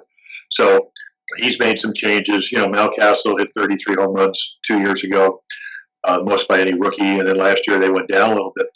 But the big question is Rob Manfred, Manfred Stein. He's in the laboratory. We don't know what kind of baseball is going to be played in baseball this year. We don't know if it's going to be the live ball from 2018 or maybe 21 or the dead ball from 22. It looks to me the ball's maybe going a little bit farther. Now, maybe it's a little bit warmer. I know Baltimore was 80 degrees the other day, which is very unusual for April. But it looks to me, if you have a livelier ball, it'll be tougher to pitch, and it will be tougher to pitch without a shift. It's funny, when we pitched, the guy hit a 108-mile-per-hour ground ball in the right field, it was going to be a hit because you didn't have your shortstop playing short right field. Mm-hmm. So now the pitchers don't have that crutch anymore. So where you put the ball on the plate, if you're able to stay, the plate's 17 inches, you'd like to live on the outside and inside 5 inches. I think pitchers, because of the shifts, have gotten away from it. Guy will hit his best shot on the ground, and it's just an out. This year, I'm not sure that's going to be the case. So I think all the changes they made, pitch clock is good. Maybe they'll change. We were up in Boston, and Devers got called out on a hitter's violation. The game was only 10-4, but they ended up losing 10-9, and this was like in the 6th inning. I don't think the baseball is going to want, especially in the playoffs, some guy to get called out because he wasn't looking at the pitcher with 5 seconds to go. So maybe they'll adjust that a little bit. But during the pandemic, they were playing I think Game 6 of the '71 World Series, and kept getting tweets, "Gee, you pitched so quickly." And I said, "Yeah, I pitched quickly because the hitter was ready to hit." So I think we're going to see that. Why do you need to adjust your batting gloves when you didn't even swing? Well, that's Derek Jeter. Derek Jeter started that. Well, I understand, and then okay, if before 2021, July of 2021, you could put anything you want on the ball and make it spin. So the guys that could adjust are still in the big leagues. The guys couldn't, or maybe it gave them an unfair advantage. So I think what baseball has done is for the good. Will they do some fine tuning? Probably. But I think it's a good thing. The Orioles also have a young catcher by the name of Rutschman, who's already being compared favorably to our friend Johnny Bench. Maybe a little bit premature to do that, but I don't know if he's going to hit 45 home runs, but like Johnny did, But he's a switch hitter. But what did Johnny do? He could hit home runs. He was a great catcher. He was smart. I mean, you think about it. With the pitch comm, catchers call most of the pitches. There is a device now pitchers can have if they want to. Some pitchers can have if they want to change the sign. But most of the time, if you're pitching for the Orioles, whatever Adley Rutschman puts down is what they determined to throw before the game started or as the game progresses. So, yeah, he's going to be arguably the best catcher in baseball this year. And that's not to insult anybody else. Realmuto is obviously a really good catcher, but I mean, switch hitting catcher. You know, second year in the big leagues now. The game slows down a little bit, especially when you're as talented as he is. If you're going to spend $8.5 million or whatever they spent out of Oregon State, 2019, pretty good decision. Yep. And I have to keep it healthy. And the Orioles got a comer in the minors. Matt Holliday's son is a pretty good player as well. Well, I mean, part of the tanking mechanism is if Michael Elias, well, Houston, they got Bregman, they got Correa. They did go out and sign some other guys. The Orioles haven't done that. I mean, they did sign Kyle Dibson, who's off to a 3-0 start. But the Orioles, the Yankees just came into town, Frank. And, they're spending like $275 million. The Orioles are spending $65. Hard to beat a team. It doesn't mean you can't beat them in a series or you can't beat them in the playoffs because it's usually about pitching or whatever. But the Orioles. I mean, you got Gunnar Henderson. Now he looks like he's a very talented player. I was talking to Brooks Robinson, and I said, Brooksy, do you remember anybody that was 220 that could run like that? And he goes, Jimmy, I don't really know. Now I can tell you, Boog Powell could do all that stuff, but he was 6'5" and weighed a little bit more. Ended up being MVP in 70 and second in 69. But Gunnar, he's going to have to learn how to hit lefties, and he's going to have to, he's going to have to learn how to hit the fastball or make some swing adjustments or whatever. But if you go back and, didn't Leo Durocher have to call Willie Mays' dad to tell him that Doc Willie not into leaving? Yeah. Didn't Cal Ripken start out 4 for 55? It's a tough league. And, the way the game is now, back then, I mean, I remember talking to Alan Trammell when he managed the Tigers. I said, do you have any advanced scouts? He said, yeah, ESPN. That's not the case. That is not the case. Now you got everybody on iPads. And, I mean, that doesn't solve all the problems it takes to play winning baseball. But if you have a problem in an area, and the next team is going to try to exploit that. So that's part of the deal, And it's what's so interesting is for young hitters, just like I learned, if somebody in an iPad, an A-ball told me you got to use your breaking ball X amount of times and you can only throw your fastball this time, I don't really think I would have been very good. The difference between old school and new school is now we used to experience it. Robin Roberts was helpful, but he said, yeah, listen, best pitch in baseball is a fastball. You have a great one, so I hope you're smart enough to use it. But you're going to have to find that out. Now they try to do that homework for you before. So you still got to figure out, okay, just think about it. If I'm Gunnar Henderson, I go up to home plate. The batting average last year was 170 with 2 strikes. What do you have to do with 2 strikes? You got to hit up, in and out, soft, hard, up, down, breaking balls, fastballs, and whatever. If you go to home plate before you get to 2 strikes, not looking, and Rod Carew could tell you about this, not having an idea of what's coming, you're going to hit closer to 170. Mm-hmm. So young hitters have to understand that. They can give you all this information, what the guy does, 2 and 1, and all that. You got to see the ball. You got to know what your strength is. Are you a high ball hitter, low ball hitter? If you try to do it all in your rookie year, going to be a tough first year. There are exceptions. I mean, I don't think Frank Robinson didn't get like 30-some home runs and 38 doubles, his first year, but that's why he was on his way to Cooperstown when he broke in with the Reds. So, usually it's a trial and error. The Orioles have a lot of good young players. Our shortstop Mateo, led the American League in steals. I think the Orioles are like 22 out of 23 steals this year.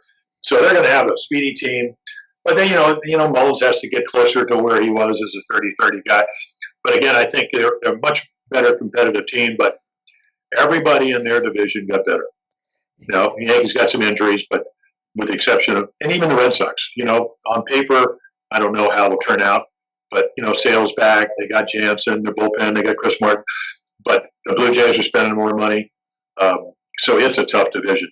Yeah. So you better win close to 90 games and, maybe they'll figure out how to do that. But I learned the only way it happens, win some games. Yep. Hey, Joe West is a friend of ours, and he's going to follow us. He's going to follow you on this interview for a couple of moments of his wisdom. What do you have to say to Joe West? And Well, every time I'd see him in the parking lot up in Jupiter where the Cardinals and the Marlins trade. Yep. And sat across from him going on U.S. Airways years ago. And we were, maybe going to Charlotte to go to where I was going, Florida, and he was going somewhere else. And he goes, hey, you got my CD? So every time I'd see him in the parking lot, he says, you got my CD? Country Joe West. I go, oh, do I ever, Joe? I used to play golf with Vic Damone, right? So we're leaving the golf course up in Hope Sound, which is a little bit north of Jupiter, Florida. And, you had a not valet park your car, they had to come get it. And Vic is waiting for his car, and he comes driving up, or the car comes up, and he says, did I ever give you my double CD? So I said, no. So he gives me his double CD. I put it in my car. There's a rest stop on the way back to Juno Beach, Florida. I had to stop over because it was elevator music. So, I'm only kidding when I say that. But so the next day we're hitting balls and the cars come up again. He said, hey, how'd you like the CD? And I said, geez, no offense, Vic, but it kind of put me to sleep. Now, Joe's music doesn't put me to sleep. So I want you to tell him that. It's funny. Anybody that umpired at the level that Joe West did for all those years, maybe I'll be seeing him in the Hall of Fame. I don't know. But, he did a great job. Always, again, like going back to Earl Weaver, umpiring is not an easy job. And, for him to do it, again, I don't know. I mean, did he break Cal's record? I don't know. It seems like he was there. Well, he set the all-time record for games umpired by a major league. Yeah, well, I know. I just don't know. I don't know the number. What, 18,000? No, I don't. No, it's 5,000 something. I know he said that he threw Weaver out in both games. He said he faced Earl in two. He had Earl in two spring training games. Threw him out of both. Threw him out of both games. But tell me, that wasn't an extraordinary feat either. He told him if he wanted to argue with him, come over to third base and stand on it so he'd have a fairer shot. Well, you got to understand, Earl in the minor leagues, Earl actually stole third base, took it, and, had an argument at third base, took the base and left. So do that.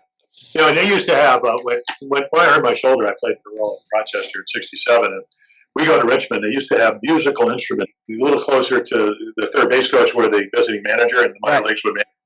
And you didn't have to make harmonious sound. All you had to do was come and play an instrument as loud as you could to irritate Earl Weaver. So that was musical instrument. That's pretty funny. Oh yeah. Jim? Oh yeah. Earl was one of a kind. As was Joe West. Tell him I said hello, please. We'll do that for sure. You got a closing question? Yeah, I got Derek? a couple questions. Just I have more than two, but I'm going to ask two. I just want to hear that voice. Perfect. Thank you. You said something about tendinitis and Robert Kurland, maybe? Dr. Kurland? Oh, yeah. He was the only person to cure it. I'm curious about his technique. Well, you know what it was? It was, okay, so bicep, you get the long head here and the short head here. And it's externally and internally. So how do you throw a baseball? Here, internally rotate your arm.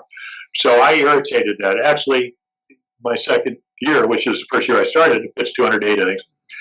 And my wife was pregnant with my oldest daughter, Jamie. And I was making $7,500 a year. I bought a house. I went home and painted, and I irritated that tendon. So I got a shot, pitched in the World Series, and then the whole winter, it felt like my arm was just like here. It should have been there. So I irritated it, and of course, I couldn't, exteriorly and interiorly rotate my arm. Started slinging the ball, tore my rotator cuff, and I went to Dr. Kurland. He said, "Put your hands up." And when you put your hands up, that groove opens. He injected it, rubbed it in. 2 days later, my arm never hurt again.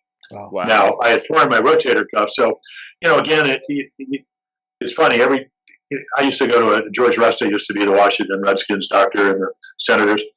If I had a little rib pull, I'd get in my car. I'd pitch on Monday night. I'd be over at his office when he opened at 8:45. He'd put a little xylocaine in there. It would take it out of spasm.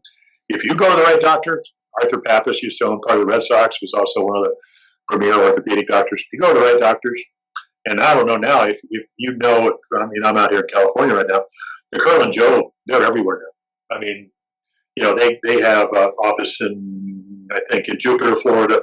they're, Southland here, they have one down by the airport. They have one here in Orange County, and they have some of the best orthopedics guys. And what they do know, they just know about sports injuries. And, back then, sports therapy, sports injuries were at their infancy. And, they knew something was wrong with your shoulder. They just didn't know how to fix it. Got it. Okay, great. And the next question is regarding lifestyle. So I don't know this to be true, but it seems like the modern day athlete gets injured more often than in the past. Do you think that's due to life? Well, first of all, is that true? And then second, is it due to lifestyle and other things? What are your thoughts? Can you see that? MRI. Okay. Wow. Interesting. Well, I mean, how do you tell if somebody's hurt? Right. Frank, you talked about how, you'd be going in. It's funny. Okay, so if you pitched 175 innings this year as a starting pitcher, they'd say, probably get 30, 32 starts. They'd go, great job. You pitched, 5 2/3 innings, 6, maybe you went 7 one time, and then it was 5 1/3.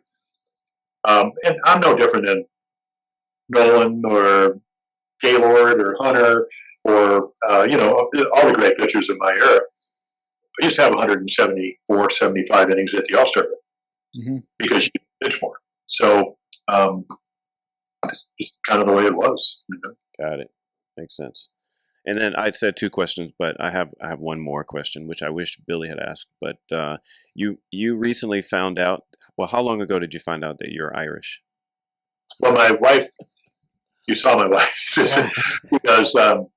So I was watching the playoffs, probably 2018. Not, turn them on, tape them, try to be interested because it's easier to broadcast a game than actually watch one. Even though now that we're going to be in maybe the 2:30 range, it'll be a little bit easier. Because now I can go on my iPad right here. I can go on the Baseball Network. I can see, okay, the Orioles they scored. Shut out the first 2 innings. They scored 3. I can go watch where the pitches were, whatever. So she said, I'm going to trace your heritage. So she went on 23andMe, and there's another one. Met some people in Ireland that also do genealogy. And then they put me in touch with Pat Maroney, is my cousin. I met him. I'm more Irish than he is. He lives outside of the city. We met them. They were coming back from an Irish cruise. They live up in Orlando and then out, towards Westchester or a little bit out towards there from the Yankees. So it's funny how you meet people and you have something in common other than being Irish.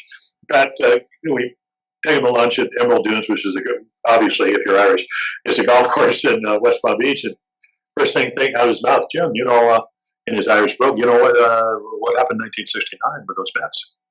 And I go, I forgot about that World Series. We got beat by the Mets, in 5 games. And I said, did we lose that series? I put that out of my mind. And he says, Jim, I used to come see you pitch at Yankee Stadium all the time. And my wife says, Susan says, I thought you were a Met fan. He says, I am. I hate the Yankees. You used to always beat the Yankees, so I used to come see you pitch. So you kind of meet your relatives, and they're terrific people. I was my biological parents were born in County Leitrim and County Clare in Ireland. They immigrated. Apparently had an affair. I was born in 1965. I met Eunice Shriver in. You're born in 1945. Yeah, 1945. And I said, my uncle thought I might be a Kennedy. She goes, a lot of choices back then. Great line. Great line. Well, didn't you just have about 8 kids or something like that? Yeah. Irish birth control. Yeah. Bill, you got a closing question? No, just delighted to meet you, man. I used to read your stats all the time in the papers when I just. When they had papers. When people used to read the papers, I used to read your stats and watch the pitch many, many times. What would we do without iPhones and iPads? When I lived in New York, I used to run down. It was a Daily Mirror, I think, back then. I used to run down the headline. I'm not going to apologize. I was a Yankee fan, and there was a big headline: Yanks sweep 2, because they've always played a doubleheader on Sunday, and Monday's off, and Yanks split. Or Yanks, lose 2. And I mean, my whole day was predicated on whether the Yankees won or not. And I'd run to the end of the driveway to get the paper. Now you're on your iPhone or go on. I have a friend convinced to use his iPad and get on U.S. sports pages. Yep. There's a site. You got to pay for some of them. I mean, you got to pay for the LA Times, you got to pay for the Globe, the New York Times, blah blah blah. But you can get on U.S. sports pages and see pretty much every sports page in the United States. Yeah. So if you want to do your homework as a broadcaster, so like I just bought the Detroit News or whatever it is because I'm doing the Tigers next weekend. So I'll feel like I'm going to, buy a General Motors car by the time the Tigers come to Baltimore. Hey, I'll ask you one question in closing. This better be good, Frank. Okay, if Jim Palmer was interviewing Jim Palmer, the broadcaster, was interviewing Jim Palmer, the athlete, what question would you ask him that he had never been asked before? Ooh, that's a good never question. been asked before? Yep. Well, they asked me why I did the underwear ads because my kids. I knew he was going to go there. You were the face of Jockey Underwear. Think about that. What about the face? They in '77 it was 9 players. Take away the uniforms. What do you have? I got asked back. '79 I didn't use anybody. Just a model who was better looking than I am. And then Bill Herman found out that 75% of men's underwear are bought by women. So who do I get that looks okay in the underwear? Because Steve Garvey and I were the two guys that they actually went around the malls and I guess did whatever studies they do. And then what profession would not offend men? So it's baseball. I mean, most men would have liked to have been able to be fortunate enough to experience what I was able to be part of. So, it was kind of an ingenious thing. But back to what I would ask me that never been asked before. Why you never had a chicken wing? Oh, wow. What?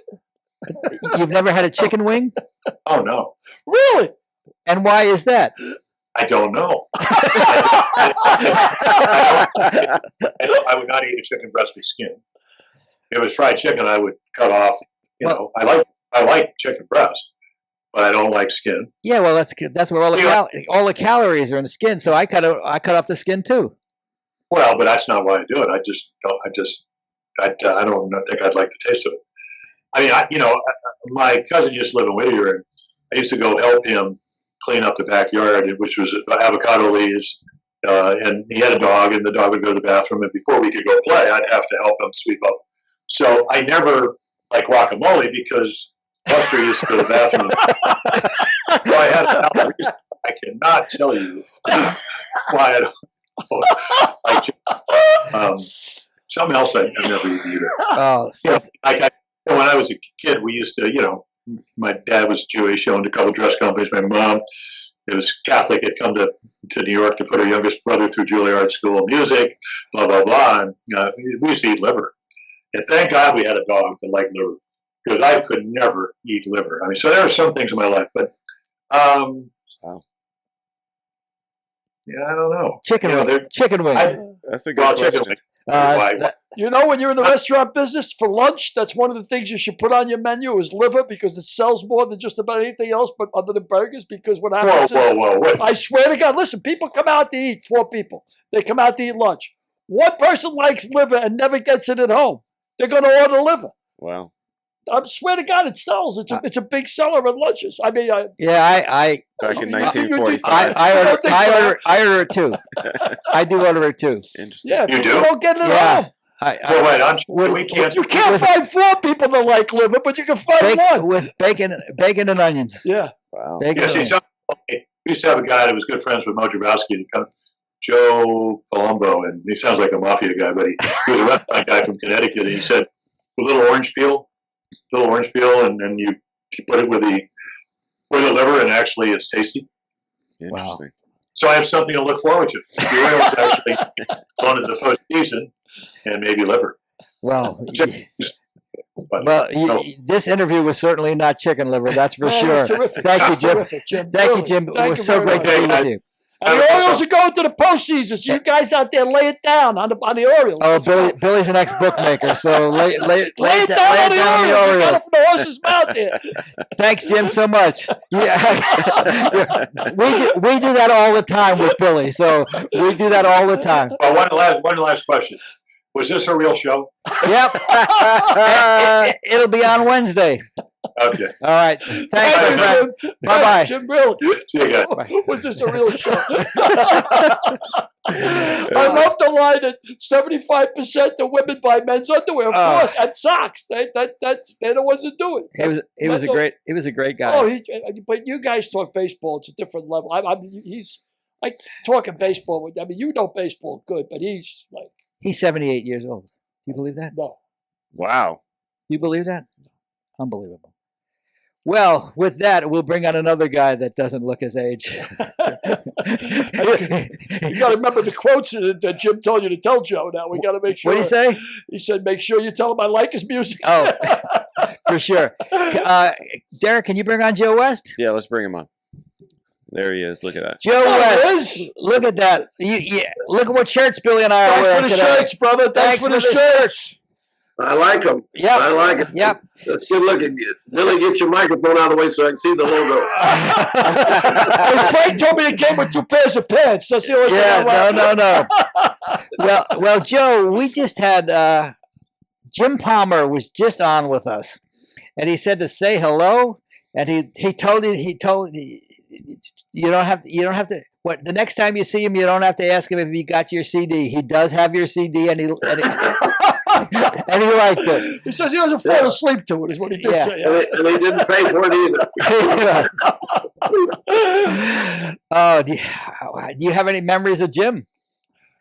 Well, there's a lot of stories about Jim. You know, he and Earl Weaver clashed a lot. They were not the best of friends, even though here's a Hall of Fame pitcher and a Hall of Fame manager, but they were not the most friendly together. And one of the funny stories is with the one about Jimmy Evans working home plate, and Jim Palmer was getting lit up on the mound, and Weaver wouldn't go take him out, so he left him out there to die. And he went out one time to talk to him, and Palmer got ready to hand him the ball, and he wouldn't take it. He went back to the dugout. So now Palmer's really mad, and so he gives up 2 more runs, and then Weaver comes out, but he doesn't point a pitcher at. And so Jimmy Evans, the plate umpire, who Weaver was mad at too, came out and he says, "Earl, who are you bringing in?" Because he hadn't pointed anybody in. The second trip in the same inning, you had to bring a guy in. He said, "Earl, who are you bringing in?" And Earl said, "Santa Claus." He said, "Is that with a C or a K?" He said, "You're not really going to write that down, are you?" He said, "I already have it. If that guy comes out of the bullpen, don't have a red suit and a white beard, you're gone." It's pretty funny. terrific. That's Jim good. Palmer was a great pitcher. He sure was. I mean, he was a and he played on teams that had good pitching too. I mean, didn't they have a team that had 4 20-game winners? Yeah. 4 20-game winners, and he won 20 games in a row, 20 games 8 years in a row. I mean, Yeah, that's tremendous. that's tremendous. I mean, he said if somebody he said he would have 175 innings pitched by the All-Star break. Well, yeah, that's because Weaver didn't believe in a pitch count. Yeah, he said that. Weaver didn't believe in that. And in fact, one day I was walking over to the training room to get, it was a spring training game, and I'm walking to get my knee worked on. And I go by the dugout, and he's sitting there with 2 young kids. Now, he's already out of the game. He's announcing and stuff. And he says, Weaver or Palmer? "Palmer." Okay. And he says, "Joe, what do you think of a pitch count?" And so I said, "Well, give me a number." He said 110. I said, "If Tom Seaver threw 110 pitches, we're in the 11th inning." Yeah. He said, "Okay, I get it. I can live with that." Well, you must like the pitch count because the games are a lot shorter. Well, I'm not so sure that they're shorter because of the pitch count, because those old-time pitchers, they felt like they should pitch 9 innings. No, I agree, but the games are now back to the length that they were 25 years ago as opposed to last year. Well, that's because they make the hitter get in the box and they make the pitcher throw the ball, and they make them be more prepared. I mean, I blame part of that on the umpires and the players as well, because we didn't move the game along. I mean, I know I got in trouble for telling the players, "Let's go get in the box," but that's your job. And so they had to put the clock on them to get them to do it. and I understand that. I mean, I can remember the middle '80s when they used to play the walk-up music, and the New York Mets were the worst. They wouldn't leave the dugout until somebody had played their song. It was almost like a Broadway production. It was awful. And, What are they shooting for? Well, finish your I'm thought. sorry. Speaking of the walk-up music, I had a situation with Clayton Kershaw one time where I called a balk on him and he got mad and almost threw him out of the game. And so the next day I got home plate and Chase Utley had gone to Dave Roberts and said, we don't want the umpire to be mad at us.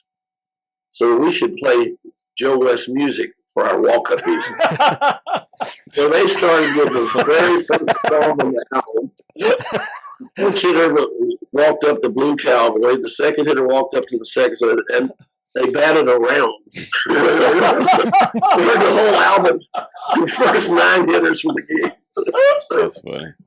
And what was your response when you heard the first Blue Cowboy come up? well, I knew something was up. And, everybody's chuckling. I looked over at Dave Roberts, and he's got his thumbs up like, hey.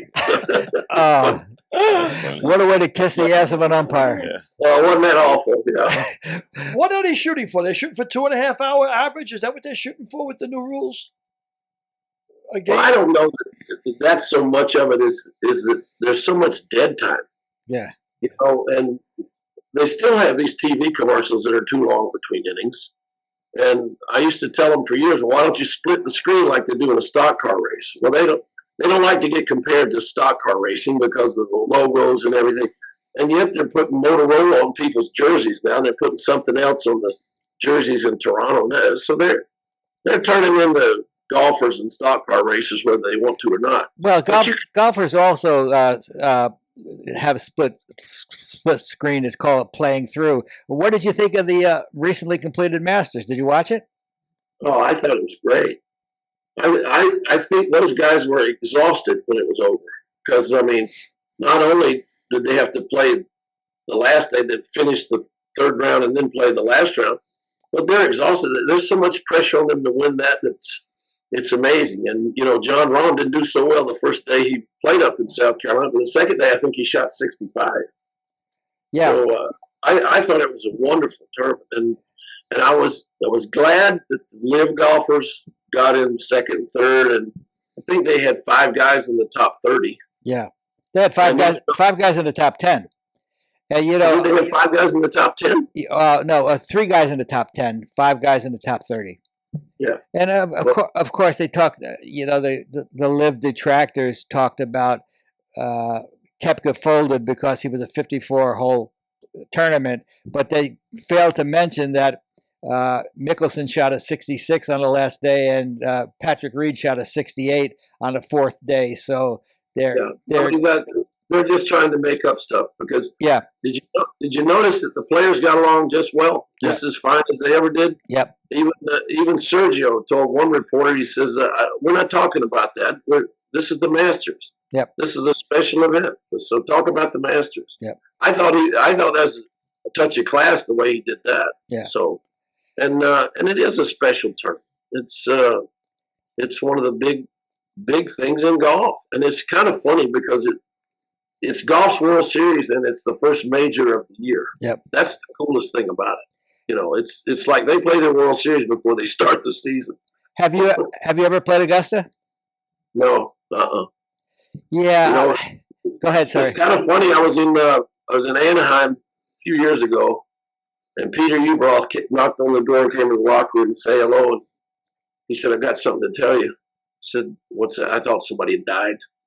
He said, "My daughter just got accepted as the 4th female member at Augusta ever." Wow. And he said, "I'm so glad she got it because I'm too old to enjoy it." Yeah. I mean, that was really cool. Yeah. A good friend of mine was Jim Huber, the late announcer for TNT, golf announcer. He played it all the time. He played Augusta all the time, and he and I became friends at Johnny Bench and Doug Flynn's golf tournament. And he said, the Monday afterwards, one of these days, I gotta invite you to Augusta. And I said, if you invite me to Augusta, I'm there. And then, of course, he tragically passed away too soon before I got to play it. But he was a great guy, and he loved Augusta as well. So Yeah, you remember the old owner of the Mets, Doubleday? yeah, Yeah, he was a member at Augusta. He was going to get us on one time, and then he couldn't join us, so we couldn't go play. But he got us on Cypress Point, and he was a member there too. How about this guy? He's a member at Seminole, Augusta, Cypress Point, and what's that place in Philadelphia? New Jersey, Pine Valley. Pine Valley. Yeah, He's a member of four of the toughest courses in the world to get on. Billy wouldn't be. Billy couldn't get on. Billy couldn't get in the clubhouse at any of them. They wouldn't even let me in the men's room. But you can wear your hat and be a caddy. You know what? I would be intimidated by the golf course itself. Augusta would intimidate the hell out of me. I mean, not that I'm not a good golfer, but just to be on that course would probably just scare the death of me. I mean, I'd be totally intimidated. Yeah, I'd rather run into a burning building than play Augusta. to be on a golf course with you would scare the death out of me too. I had a detective tell me it was like investigating a crime scene watching me play golf. I befriended Payne Stewart just before he passed. He said he wasn't a fan of Augusta. And I said, why is that? He said, because you can hit the same shot 2 days in a row, and one day it'll bounce and roll forward, and one day it'll bounce and back into the creek or whatever. You know, he said the greens are so difficult. And I said, yeah, but it's like the treasure of golf. He said, oh, I agree with that. He said, but if it wasn't a major, I'm not so sure I'd play it every year. Yeah, I don't think Lee Trevino was a fan of Augusta either, because he never won there, and he hit the ball right to left, and I guess it's a guy who draws the golf balls favors a guy who draws the golf course more than a guy who fades the golf ball, and Lee Trevino faded the golf ball. Yeah. But and he wasn't as long as those other guys too. Yeah. You know, guys like Sam Snead and the older guys, Hogan, Snead, Palmer, Nicklaus, they were all pretty long in their day. yeah, but Mike Weir wasn't a very long player, and he won the Masters, so I think there was something more to it than that. But you bring up a good point. Joe West, nice to have you again. Anything else you want to share with our viewers for this week? No, I'm just tickled to death that you got Jim Palmer on there. He had to be a good guest for Oh, you. he was a terrific. He was a great guest. We said hello, and we kept quiet for the rest of the interview.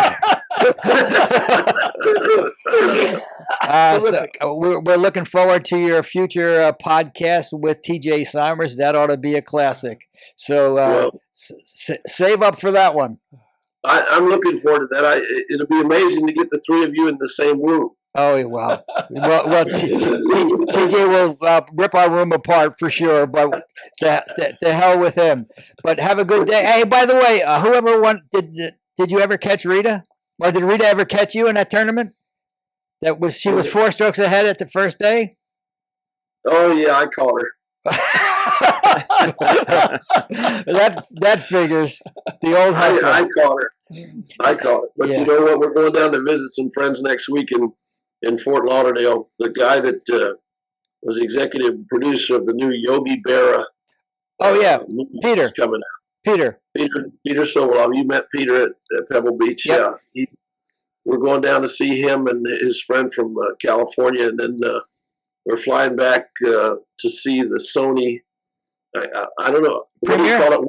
Premiere? It's a premiere? Yeah, the premiere of Yogi Berra is a new documentary that a friend of ours produced. It'll be a terrific show. I'm looking forward to see it. Anyway, give Peter my best, and we'll see you next week. Okay. Thank you, Joe. Good luck, bro. Good kid. All right. Another great Joe West segment. He's terrific. Yep, he's terrific. He is. I had heard about Berra. I think Casey Stengel said that when he owned Yoo-Hoo, when Yogi Berra owned Yoo-Hoo, he said that he's so lucky he could slide at the home plate and hit oil. I don't know. Well, Yogi was supposed to be a tough guy with a buck. Yep. Well, another terrific episode of Mika Mook and a Mike. Congratulations. My friend, I tell you, we did it again. we went through another episode without promoting any of our books. What is this podcast? Yeah, that's what Jim Palmer says. Is this podcast It's real? another level, like, Is it on a- no, it's not really on the level. It's like, you know. well, that's great. Well, we'll see you next week, folks. Yes, we will indeed. Thanks for tuning in. Appreciate it. Next week's guest, actor, director, Boy Meets World, Girl Meets World, co-host of the podcast, Pod Meets World, Ryder Strong.